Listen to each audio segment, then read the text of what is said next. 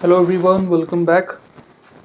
Last video में हम electron negativity के बारे में पढ़ रहे थे और सबसे लास्ट में हमने डिस्कस किया कि टॉप टू बॉटम जब मूव करते हैं तो इलेक्ट्रॉन नेगेटिविटी में कमी आती है और लेफ्ट टू राइट जब मूव करते हैं पीरियड में तो इलेक्ट्रॉन नेगेटिविटी इंक्रीज होती है। इसके अलावा हमने मोस्ट इलेक्ट्रॉन नेगेटिव एटम्स भी देखे थे, जैसे fluorine, oxygen, nitrogen, chlorine. This 4 elements are most electron negative atom in the periodic table. आज हम एप्लीकेशंस पढ़ेंगे पीरियोडिक टेबल की, जिसमें फर्स्ट एप्लीकेशन हमें पढ़नी है metallic and non metallic properties. किस तरीके से electron negativity metallic and non metallic properties को एक्सप्लेन करता है, सबसे पहले वो सीखना है। देखिए, इसको स्टार्ट करने से पहले एक सीधी सी बात करते हैं कि मेटल्स की टेंडेंसी क्या होती है।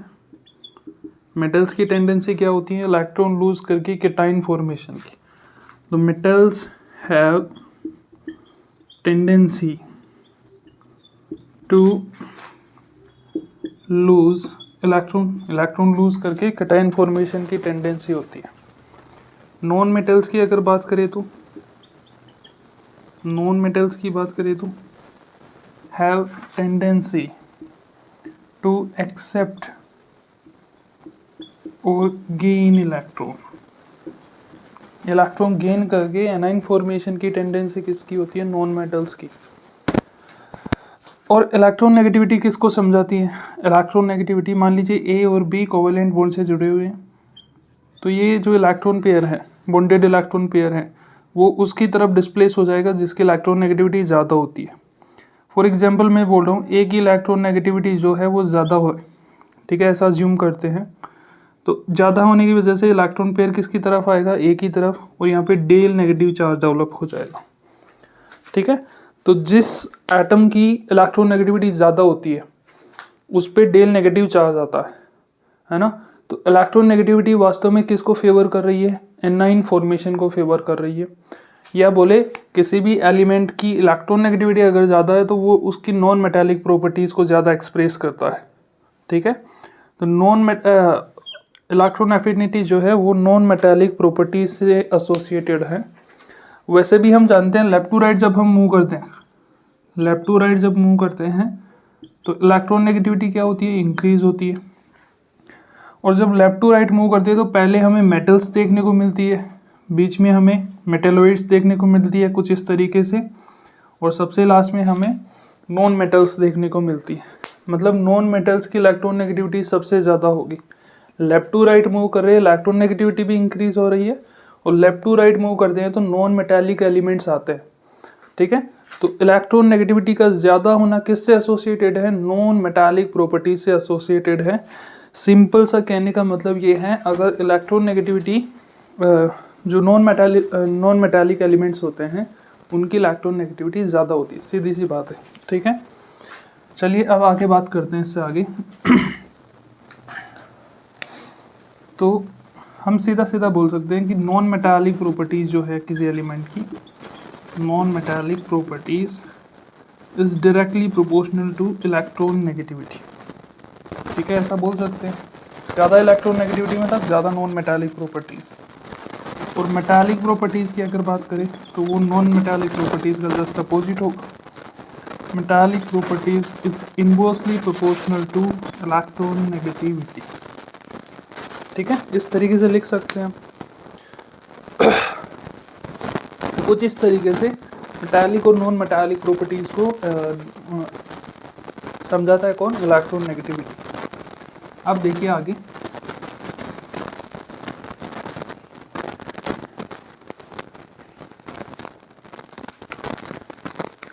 अब अगर हम बात करें कि जब हम टॉप टू बॉटम मूव करते हैं तो इलेक्ट्रॉन नेगेटिविटी तो डिक्रीज होती है। सर इलेक्ट्रॉन नेगेटिविटी अगर डिक्रीज होती है तो मेटालिक प्रॉपर्टीज़ इंक्रीज होनी चाहिए, और इसका उल्टा नॉन मेटालिक प्रॉपर्टीज़ क्या होनी चाहिए? नॉन मेटालिक प्रॉपर्टीज़ डिक्रीज होनी चाहिए। कुछ इस तरीके से होना चाहिए। और अगर लेफ़्ट टू राइट अगर हम बात करें तो इलेक्ट्रॉन नेगेटिविटी बताओ लेफ़्ट टू राइट मूव करने पर इंक्रीज होती है। इलेक्ट्रोनेगेटिविटी इंक्रीज होती है मतलब नॉन मेटालिक प्रॉपर्टीज इंक्रीज होती है, नॉन मेटालिक प्रॉपर्टीज क्या होंगी, इंक्रीज होंगी। जबकि मेटालिक प्रॉपर्टीज की बात करें, मेटालिक प्रॉपर्टीज डिक्रीज होंगी। ठीक है, तो लेफ्ट टू राइट जब मूव करते हैं तो नॉन मेटालिक प्रॉपर्टीज इंक्रीज होती हैं, और टॉप टू बॉटम जब मूव करते हैं तो मेटालिक प्रॉपर्टीज इंक्रीज होती है। इसको एक समझते हैं एक बार। जैसे लिथियम का जो ग्रुप है, lithium, sodium, potassium, rubidium, caesium.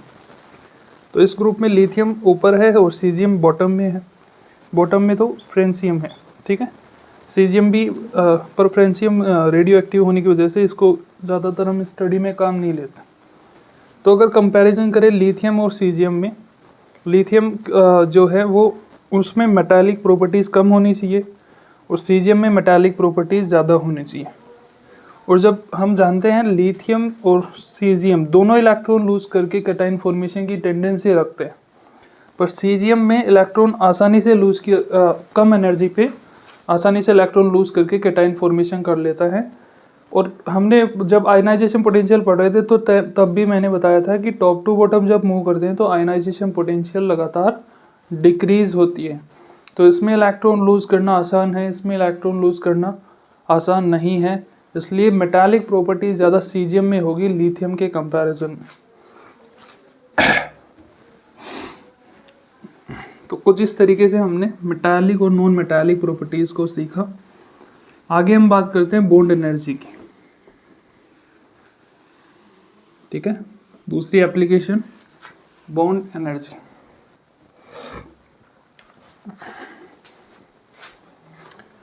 तो बॉन्ड एनर्जी की बात करते हैं।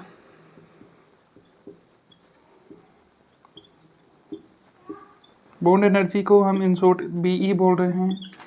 इसी के साथ हम समझ लेंगे बॉन्ड स्ट्रेंथ को।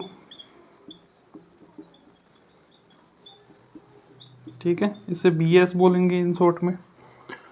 और इसी के साथ हम समझेंगे बॉन्ड लेंथ को। ठीक है, इन सभी को समझना है एक साथ। देखो, इनको समझने के लिए एक एग्जांपल से समझते हैं इनको। ये ए बी है, मान लो मॉलिक्यूल है, और ये एक्स वाई मॉलिक्यूल है।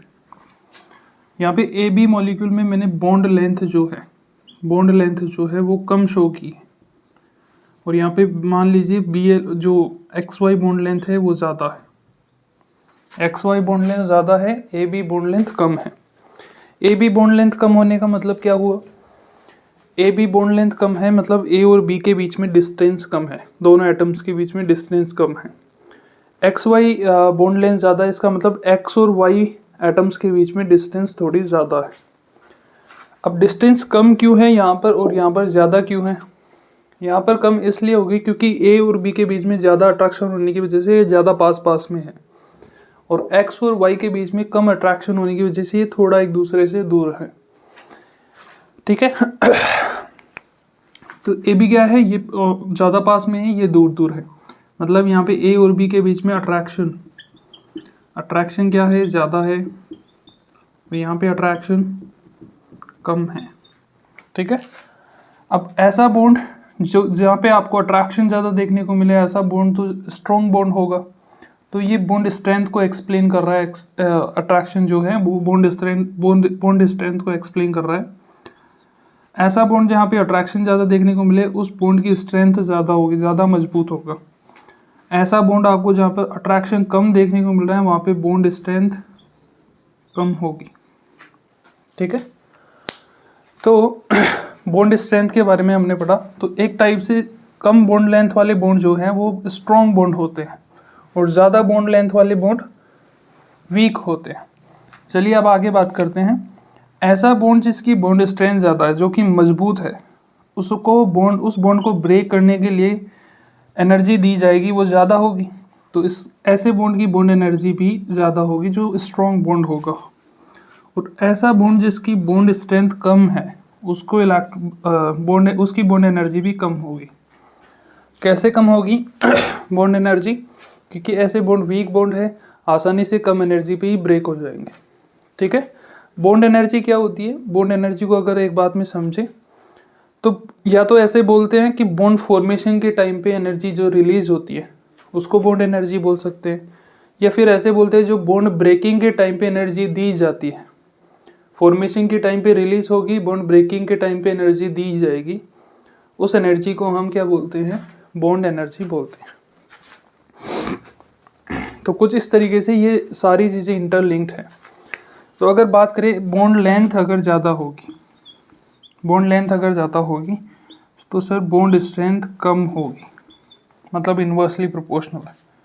बॉन्ड स्ट्रेंथ कम होगी तो बॉन्ड एनर्जी भी कम होगी। तो कुछ इस तरीके से ये तीनों एक दूसरे से इंटरलिंक्ड है। ठीक है, तो ये तो हमने समझा बॉन्ड एनर्जी, बॉन्ड स्ट्रेंथ और बॉन्ड लेंथ में क्या रिलेशन होता है। आगे बात करते हैं अब इलेक्ट्रोनेगेटिविटी से क्या नाता है बॉन्ड एनर्जी का।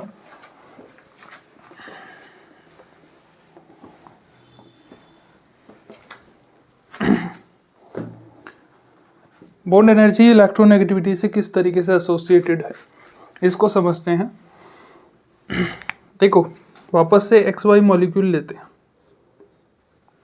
और AB मॉलिक्यूल लेते हैं, है ना। यहाँ पे इनकी इलेक्ट्रोनेगेटिविटी में डिफरेंस को मैं X और Y की इलेक्ट्रोनेगेटिविटी में डिफरेंस को मैं डेल्टा EN XY से रिप्रेजेंट कर रहा हूँ, और इन दोनों की इलेक्ट्रोनेगेटिविटी में डिफरेंस को मैं डेल्टा EN AB से रिप्रेजेंट कर रहा हूँ। ठीक है, इलेक्ट्रोनेगेटिविटी में डिफरेंस को शो किया है यहाँ पे, और मैंने माना है कि इन दोनों की इलेक्ट्रोनेगेटिविटी में जो डिफरेंस है वो इन दोनों की इलेक्ट्रोनेगेटिविटी के डिफरेंस से ज़्यादा है। ठीक है, डेल्टा EN XY ज़्यादा है डेल्टा EN AB से। तो आपको क्या देखने को मिलेगा, मान लीजिए यहाँ पे X जो है Y से मोर इलेक्ट्रोनेगेटिव है, तो यहाँ पे डेल नेगेटिव देखने को मिलेगा, यहाँ पे डेल पॉजिटिव देखने को मिलेगा। यहाँ पे A ज़्यादा मोर इलेक्ट्रोनेगेटिव है, तो इसको हम डेल नेगेटिव किस पे आएगा? A पे आएगा, और B पे डेल पॉजिटिव चार्ज आएगा। कुछ इस तरीके से चार्ज डेवलप होगा। लेकिन इन दोनों में डिफरेंस क्या होगा? डिफरेंस ये होगा, यहाँ पे जो नेगेटिव चार्ज आएगा X पे उसकी वैल्यू ज़्यादा होगी, और Y पे जो पॉजिटिव चार्ज आएगा उसकी वैल्यू भी ज़्यादा होगी। जबकि यहाँ पे A पर इतना नेगेटिव चार्ज डेवलप नहीं होगा जितना X पर हुआ है।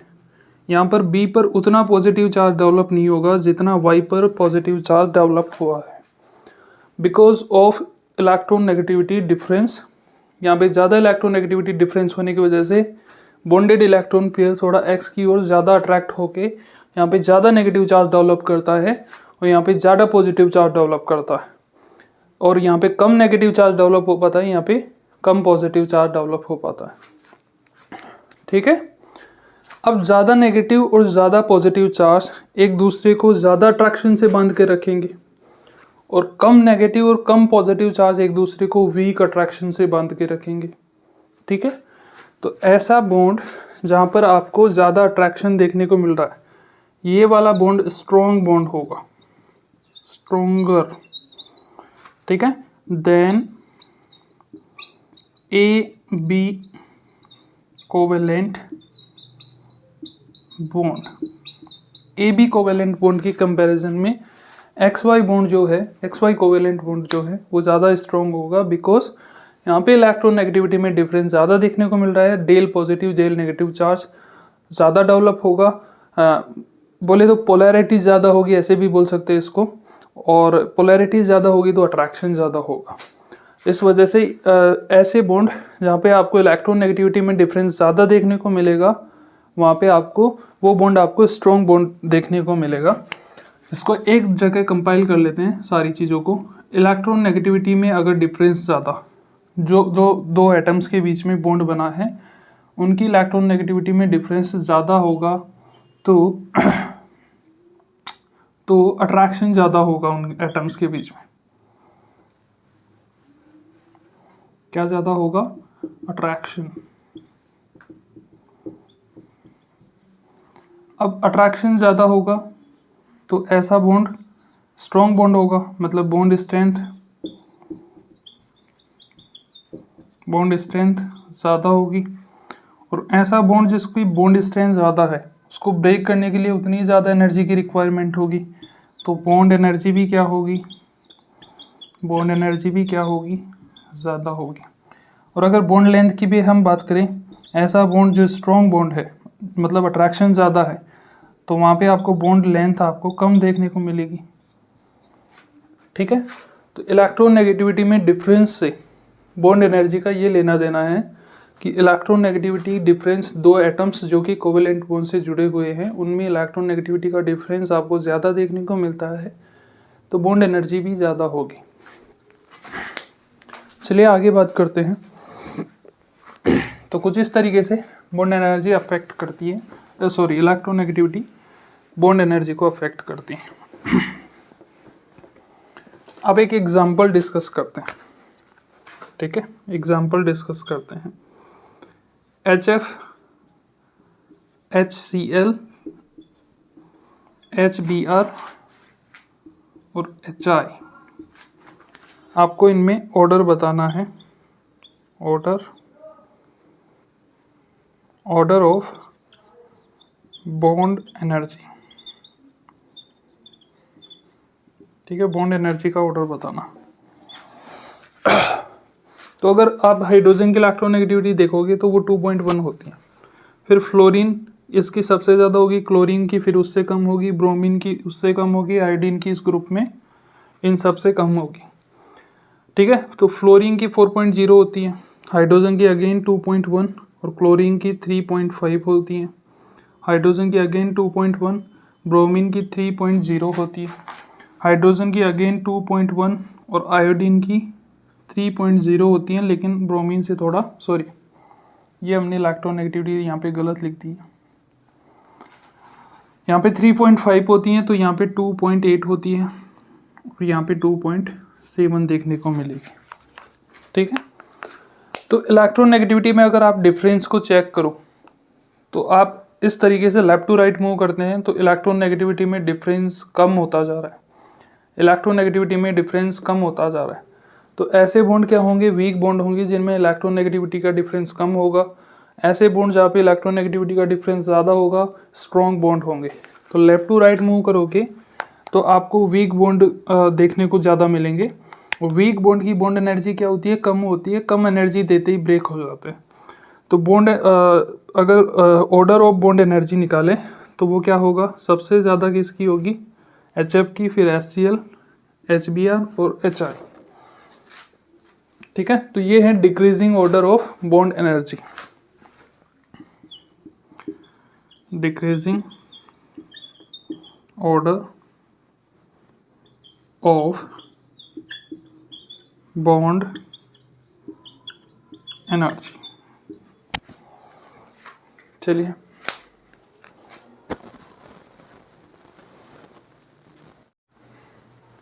तो इस तरीके से बॉन्ड एनर्जी की बातें हमने कंप्लीट की। अब एप्लीकेशन नंबर 3 हम पढ़ेंगे, acidic and basic strength. Acidic और बेसिक स्ट्रेंथ को किस तरीके से इलेक्ट्रोनेगेटिविटी एक्सप्लेन करती हैं, देखो। तो एसिडिक और बेसिक स्ट्रेंथ बेसिकली हमें सबसे पहले हाइड्राइड्स की एसिडिक और बेसिक स्ट्रेंथ पढ़नी है, फिर हाइड्रोक्साइड्स की पढ़नी है, ठीक है, फिर ऑक्साइड्स की एसिडिक और बेसिक स्ट्रेंथ पढ़नी है।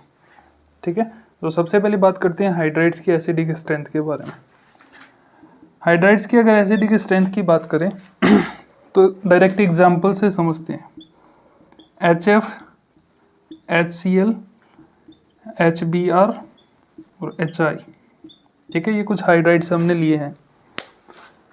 तो इनमें अगर आप देखोगे एसिडिक स्ट्रेंथ किसको समझाता है, H+ ज़्यादा लूज होगा। अगर कोई कंपाउंड H+ जल्दी से लूज कर देता है इसका मतलब वो स्ट्रॉन्ग एसिड है। ठीक है, उसकी एसिडिक स्ट्रेंथ ज़्यादा है।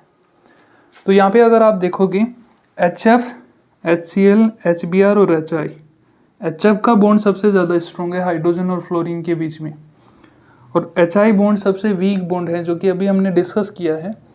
HI बॉन्ड सबसे वीक बॉन्ड है, इसलिए ये वीक बॉन्ड आसानी से ब्रेक होके H+ रिलीज कर सकता है, जबकि ये बॉन्ड स्ट्रॉन्ग बॉन्ड होने की वजह से आसानी से H+ लूज नहीं कर पाएगा। इसका मतलब अगर एसिडिक स्ट्रेंथ की बात करूं तो इसकी एसिडिक स्ट्रेंथ सबसे कम होगी HF की, और सबसे ज़्यादा एसिडिक स्ट्रेंथ किसकी होगी, HI की होगी, क्योंकि ये बॉन्ड वीक बॉन्ड होने की वजह से आसानी से ब्रेक होके H+ ये रिलीज़ कर सकता है, और ये आसानी से H+ रिलीज़ नहीं कर सकता क्योंकि यहाँ पे आपको स्ट्रॉन्ग बॉन्ड देखने को मिल रहा है। ठीक है, तो हाइड्राइड्स के एसिडिक स्ट्रेंथ कुछ इस तरीके से एक्सप्लेन की। ये जो ऑर्डर हमने लिखा है, ये ऑर्डर किसका है, increasing order of acidic strength. ठीक है, increasing order of acidic strength. तो इस तरीके से हाइड्राइड्स की एसिडिक स्ट्रेंथ और बेसिक स्ट्रेंथ को हमने देखा। अब हाइड्रोक्साइड्स की बात करते हैं। ठीक है, इसको मिटा देते हैं एक बार।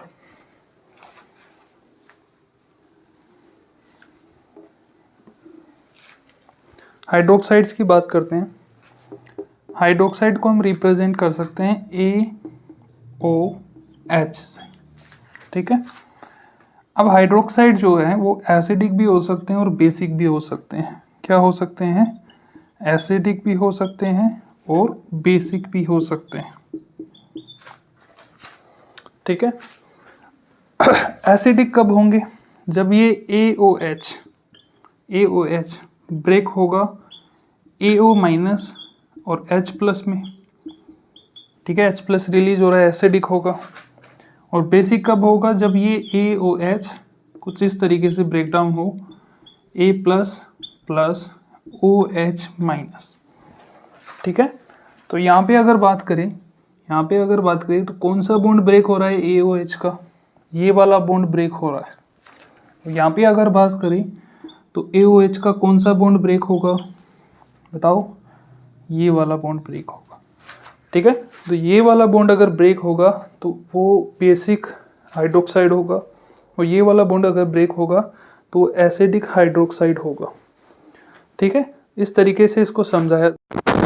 तो इस तरीके से हाइड्रोक्साइड जो है वो एसिडिक भी हो सकते हैं और बेसिक भी हो सकते हैं। अब बात करते हैं कब ये एसिडिक होंगे, कब और बेसिक होंगे, कब इनकी एसिडिक स्ट्रेंथ ज़्यादा होगी, कब इनकी बेसिक स्ट्रेंथ ज़्यादा होगी। तो वो डिपेंड करता है इस हाइड्रोक्साइड की में A पर। अगर इलेक्ट्रॉन नेगेटिविटी की बात करें, इलेक्ट्रॉन नेगेटिविटी ऑफ A की इलेक्ट्रॉन नेगेटिविटी को अगर आप इंक्रीज करते हो तो ऐसे हाइड्रोक्साइड की एसिडिक स्ट्रेंथ इंक्रीज होती है। एसिडिक स्ट्रेंथ क्या होती है, इंक्रीज होती है। और अगर आप बात करो इलेक्ट्रोनेगेटिविटी A अगर डिक्रीज होती है तो ऐसे हाइड्रोक्साइड में बेसिक स्ट्रेंथ इंक्रीज होगी। बेसिक स्ट्रेंथ क्या होगी, इंक्रीज होगी।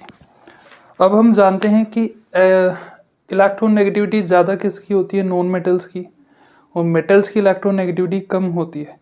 तो बेसिकली हम ये भी कह सकते हैं कि अगर हम नॉन मेटल्स के हाइड्रोक्साइड बना रहे हैं, नॉन मेटल का, तो उसकी एसिडिक स्ट्रेंथ ज़्यादा होगी। नॉन मेटल्स के हाइड्रोक्साइड एसिडिक होते हैं और नॉन मेटल्स के हाइड्रोक्साइड बेसिक होते हैं, वो OH- रिलीज करेंगे। ठीक है, तो इस तरीके से एसिडिक और बेसिक स्ट्रेंथ को एक्सप्लेन कर सकते हैं। चलिए आगे बात करते हैं अब।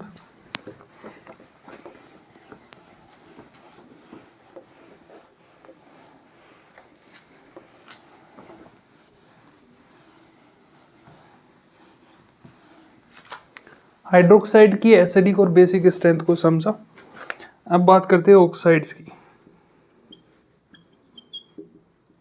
ऑक्साइड्स की अगर बात करें तो इसे रिप्रेजेंट कर सकते हैं AO से। ठीक है, अब AO कब एसिडिक होगा ऑक्साइड और कब बेसिक होगा, इसका भी वही सेम फंडा है। अगर आप इलेक्ट्रॉन नेगेटिविटी ऑफ A को इंक्रीज करते हैं तो आपको देखने को मिलेगा एसिडिक स्ट्रेंथ इंक्रीज होगी ऑक्साइड की। ठीक है, मतलब वही जो हो गया फिर से, A की इलेक्ट्रोनेगेटिविटी ज़्यादा होने पर एसिडिक स्ट्रेंथ ज़्यादा है। इसका मतलब जो नॉन मेटल्स की ऑक्साइड है उनकी एसिडिक स्ट्रेंथ ज़्यादा होती है, वो एसिडिक होते हैं। और A की इलेक्ट्रोनेगेटिविटी अगर कम करोगे तो एसिडिक स्ट्रेंथ कम हो जाएगी और बेसिक स्ट्रेंथ बढ़ जाएगी। ठीक है, ए की इलेक्ट्रोनेगेटिविटी को अगर आप कम करोगे तो उसकी बेसिक स्ट्रेंथ ज़्यादा होगी। तो अगर हाइड्रोक्साइड में सीधा सा सिंपल सा ये याद रखना है, हाइड्रोक्साइड में ए और ऑक्साइड में इस ए की इलेक्ट्रोनेगेटिविटी अगर आप इंक्रीज़ करते हो तो उनकी एसिडिक नेचर इंक्रीज़ होती है, और इस ए की अगर इलेक्ट्रोनेगेटिविटी कम है मतलब मेटालिक ऑक्साइड और मेटालिक हाइड्रोक्साइड की एसिडिक नेचर कम होती है, बेसिक नेचर ज़्यादा होती है। चलिए आगे बात करते हैं, कुछ एग्जाम्पल्स डिस्कस